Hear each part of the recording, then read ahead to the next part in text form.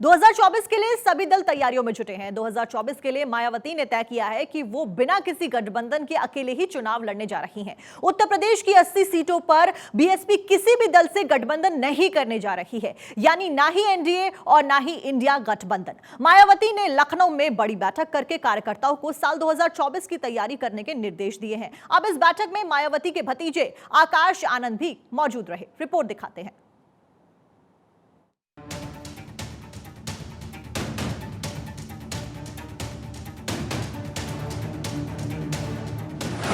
2024 की जंग करारी, मायावती की बड़ी तैयारी। गठबंधन से दूरी जरूरी या मजबूरी, पक्ष विपक्ष दोनों से फासला, बहन जी का फैसला।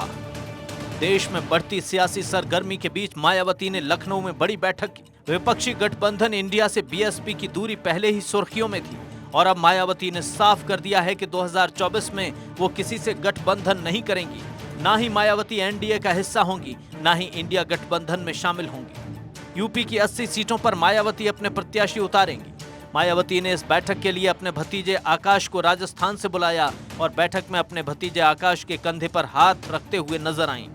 इस बैठक में मायावती ने पार्टी पदाधिकारियों और नेताओं को साफ निर्देश दिया कि अभी से चुनाव की तैयारी में जुट जाएं।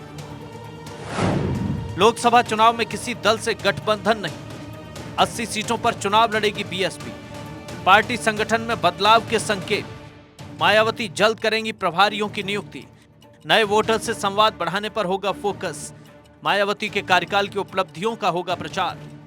जिताऊ प्रत्याशियों को ही टिकट देगी बीएसपी। 2024 चुनाव में आकाश आनंद की होगी बड़ी भूमिका।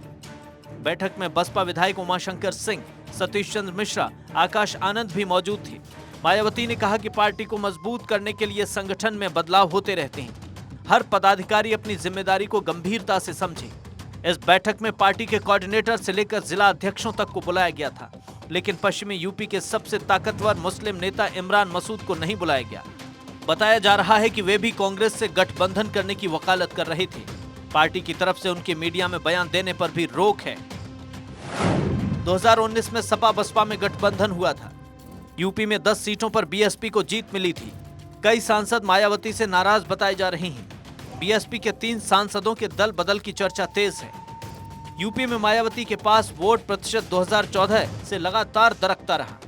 2019 में उन्हें भले ही 10 सीटें मिली, लेकिन 2022 के विधानसभा चुनाव में बीएसपी को सिर्फ 1 सीट पर जीत मिली थी और अब मायावती ने अकेले चुनाव लड़ने का ऐलान करके अपनी नीति साफ कर दी है। अगर बीएसपी अकेले मैदान में उतरती है तो ये इंडिया गठबंधन के लिए झटका ही है। Bureau report, Bharat 24।